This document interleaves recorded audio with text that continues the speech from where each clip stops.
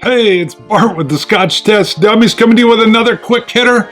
Yes, I've been going through my sport jackets and different kind of more fancier gear. So I had on the red shirt underneath in my last quick hitter, and I thought, you know what? Up on the upper coat rack, this is a sport coat that my mom actually handmade for my dad probably in 1974.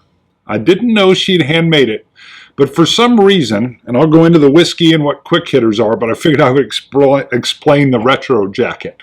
All right, he passed away. I saw this jacket, and I thought, well, first thing I did was try it on. I remember being very little and thinking, you know, of course, Dad is so big. He was 6'4", and when I tried it on, it was a little tight, and I remember thinking, wow.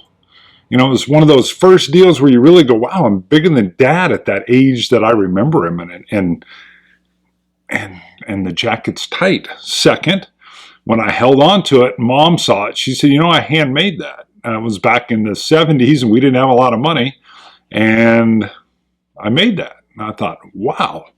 And I have a picture somewhere. This is one of those deals where your family photo that got put up on the wall and it hung out there for decade after decade. And I would see this jacket.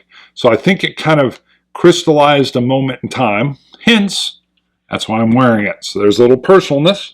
Okay. It is a little tight. So if you notice it, please forgive. But there it is. So what is a quick hitter? Well, for me, for Bart, this half, that's me, my quick hitters, I take samples, we get samples in, and I want to enjoy them blind. No preconceptions, no knowledge.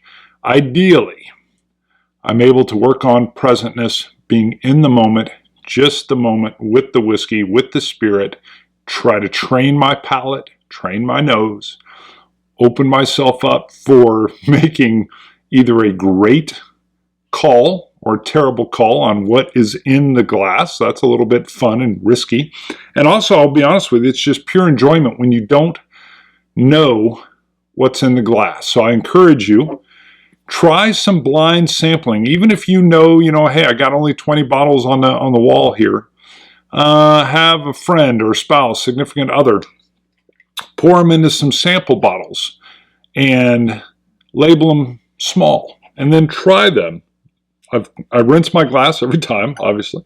Try them out and see what it does to some of your preconceived notions and expectations, and help train your palate.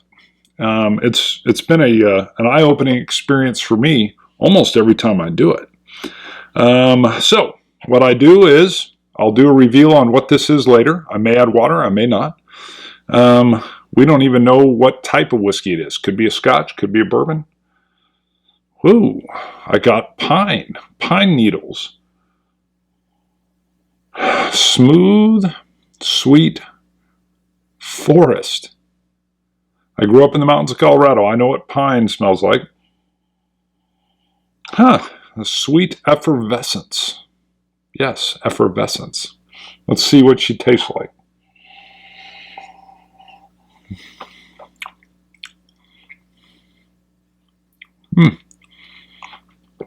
A little herbal, slightly medicinal.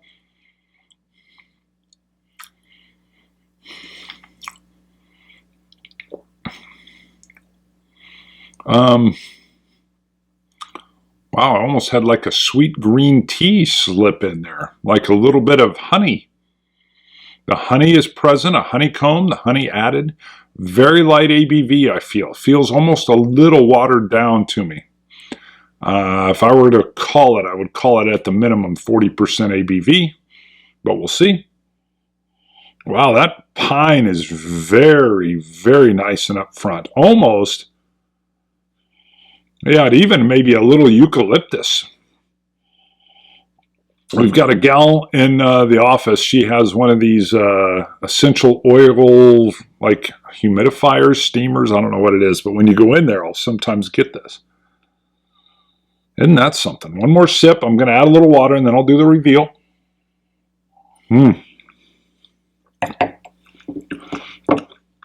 Normally, I wouldn't add any water to this at all. Little, yeah, an herbal sweetness. Caramel sneaks in. We're going to go light. I had too much water, just a drop. I don't even know if I would call it some kind of American, but I don't know. Huh. I'm not getting anywhere close, I think, on this one. Wow. Nose hasn't changed at all with a drop of water. We're going to take one more sip and then the reveal.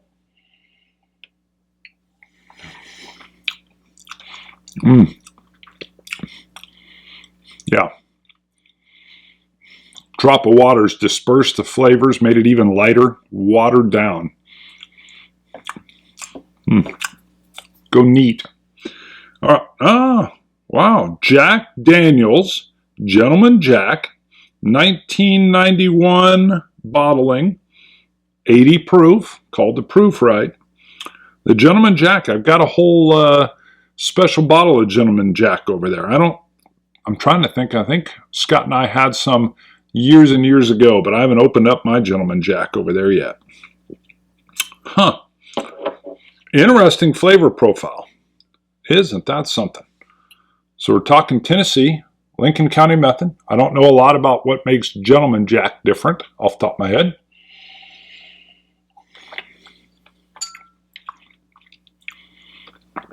Smooth, sippable, should be at 40 ABV.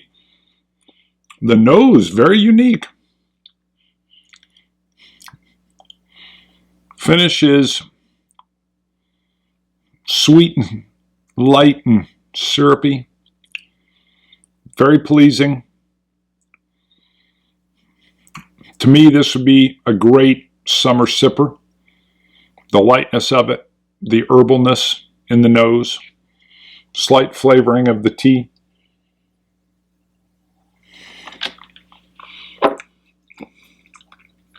A 1991 bottling. So I don't know how old it is. I just know it was bottled 1991. There's no other information on it, and I'm sorry, I'm not sure who this is from. You know what? I'm going to say right off the bat, though, don't put your nose up at Jack Daniels. Scott and I learned that by doing the tasting. Regular Jack Daniels, Old Number 7 is delicious. I found it, I expected some kind of bottom shelf harshness. No, it was very smooth. They're what we call the Jack Daniels double barrel, which is single barrel proof. Unbelievably good. That's one that I've had I asked my wife to sip and enjoyed it, and I'll bring it out when I've got the fire pit going and the neighbors roll over, and I'll get banana cream on that one. So dive into your Jack Daniels again. Train your palate, experience some different things, and then come on back. They do such a good product. I know I had a buddy when I was a kid just threw it in Coke, and that was what he drank. And I remember thinking, ugh, when I was a kid. Let's say when I was 21.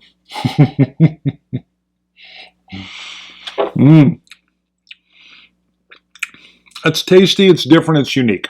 Scotch It, you Scotch gods, and retro jacket. Honor to Dad. See you guys. It's the lunch at Dummies.